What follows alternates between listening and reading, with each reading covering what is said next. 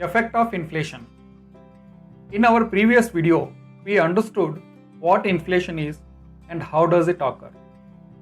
Now, let us discuss and understand how inflation is affecting our day-to-day financial life. Historical inflation in India. Last 20 years inflation data is represented in the graph, and from the graph we can conclude India's average inflation over the last 2 decades is 6 to 7%. What does it mean? In simple words, we can say every year the price of goods and services have gone up by 6 to 7%, but the purchasing power of money has gone down by 6 to 7%. Let's understand this with an example. We can see from the graph that in the year 2019, the inflation is 4.76%, which means compared to 2018, the value of every 100 rupees has gone down by 4.76%. That is 4.76 rupees. Every 100 rupees note is now worth only 95.24 rupees because of inflation. Due to this reduction in purchasing power of money, everything in 2019 is 4.76 rupees costlier compared to 2018. The effect of inflation is not for 1 year. It compounds over time.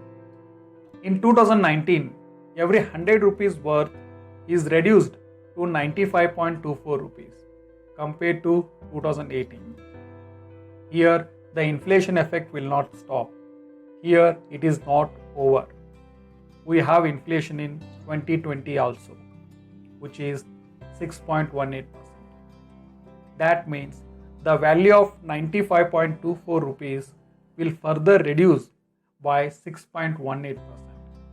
That is 5.88 rupees.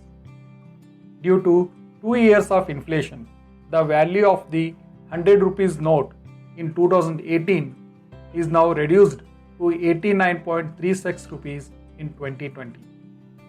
Compared to the last 2 years, we are paying 10.64 rupees extra for the same goods and services.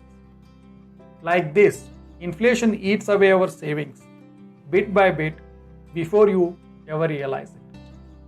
Stagnation is like death for money. If your savings are not growing at a rate to beat inflation, you may be burning up your hard-earned cash. It's losing value with passing time. Most of us need to understand this math and act upon it before it's too late. This may not be urgent, but can't be overlooked. We must invest our savings such that at least they beat inflation in the long term.